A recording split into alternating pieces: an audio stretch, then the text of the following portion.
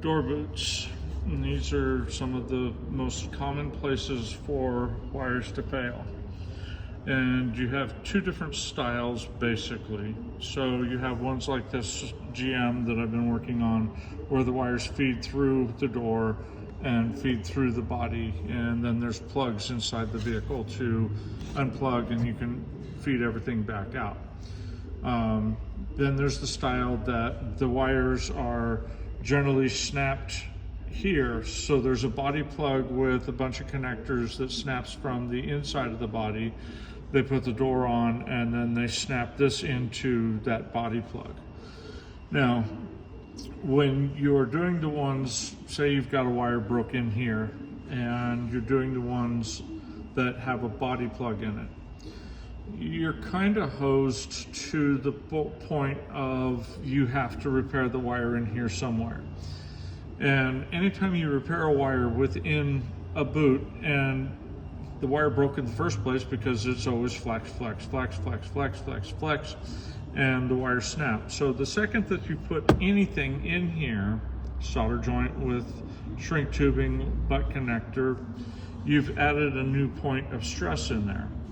When I have to fix those, I always leave a lot of additional slack in there, and that way hopefully it can move.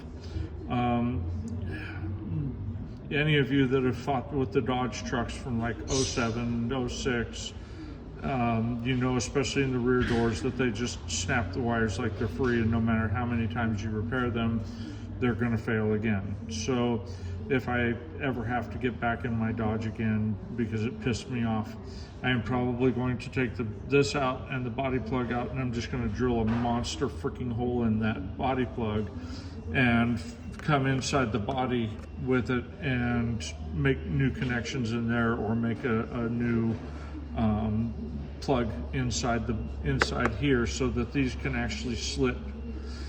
On these ones where they slip in and out, there's no body plug here, there's no plug here.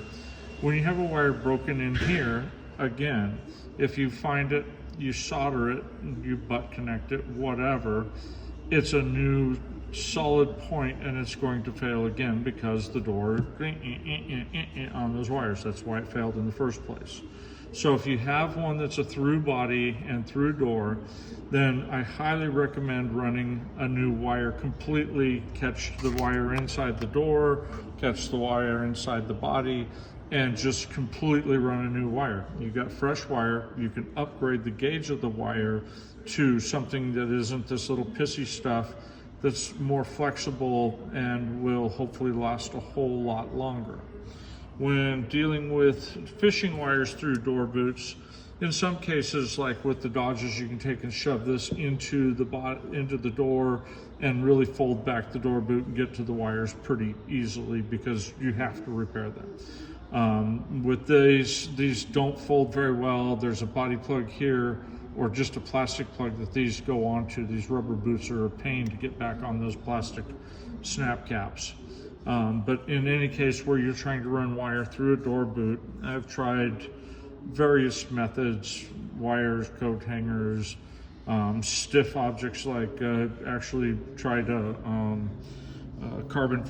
small carbon fiber arrow, and that worked relatively well, believe it or not. But with the confined space you're working in, what I have found that works the best are big monster zip ties. Cut them to a point. As you feed them through, you can see them poking into, out of the ridges, and you can just take your finger and squish it and push, squish it and push, and you can work it through there. And that's not gonna, in most cases, unless the wire is already really damaged anyway, not gonna damage a wire. So these are pain in the rear end. You generally come out bleeding, but little tips and tricks to get through your door boot dramas.